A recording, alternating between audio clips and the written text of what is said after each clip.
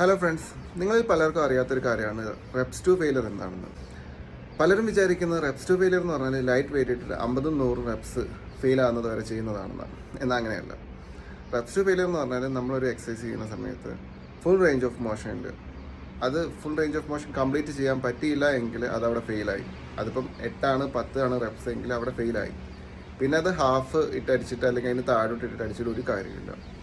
Full range of മോഷനിൽ തന്നെ complete ചെയ്യണം.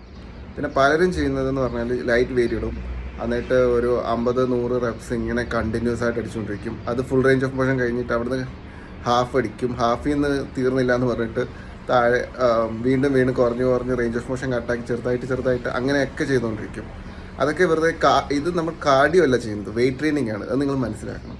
അപ്പം റെപ്സ് ടു ഫെയിലിയർ എന്ന് പറഞ്ഞാൽ നിങ്ങളൊരു 8-10 റെപ്സ് കംപ്ലീറ്റ് ചെയ്യാൻ പറ്റുന്ന എന്ന് വെച്ചാൽ 8-10 റെപ്സിൽ ഫെയിൽ ആവാൻ പറ്റുന്ന ഒരു വെയിറ്റ് ഇടുക, കംഫർട്ടബിൾ വെയിറ്റ് ഇടുക. എന്നിട്ട് നിങ്ങൾ മാക്സിമം ട്രൈ ചെയ്യുക. ചിലപ്പം ഒരു 12 റെപ്സ് ആയിരിക്കും, അതിൽ ഫെയിൽ ആവാൻ ചാൻസ് ഉണ്ട്, അല്ലെങ്കിൽ 13 പോകും.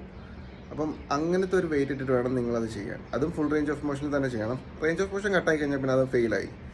പിന്നെ ഇതിനെക്കുറിച്ച് പഴയ ഒരു ബോഡി ബിൽഡർ പറഞ്ഞൊരു കാര്യമുണ്ട്, അത് ഞാൻ ഇതിൽ മെൻഷൻ ചെയ്യുന്നതായാലും നിങ്ങളത് കാണും.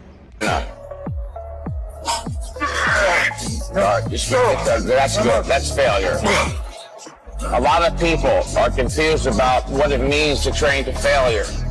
Training to failure means you train to the point where you can't do one more full range positive rep in proper form despite your greatest efforts. ഇപ്പോഴും ഹാഫ് റേഞ്ച് ഓഫ് മോഷനിൽ ഇതുപോലെ reps to failure ചെയ്യുന്ന friends നിങ്ങൾക്കുണ്ടെങ്കിൽ ഈ ഒരു video അവർക്കും share ചെയ്തേക്ക്. അവരും കാണട്ടെ, അവരും മനസ്സിലാക്കട്ടെ എന്താണ് റെപ്സ് ടു ഫെയിലിയർ എന്ന്.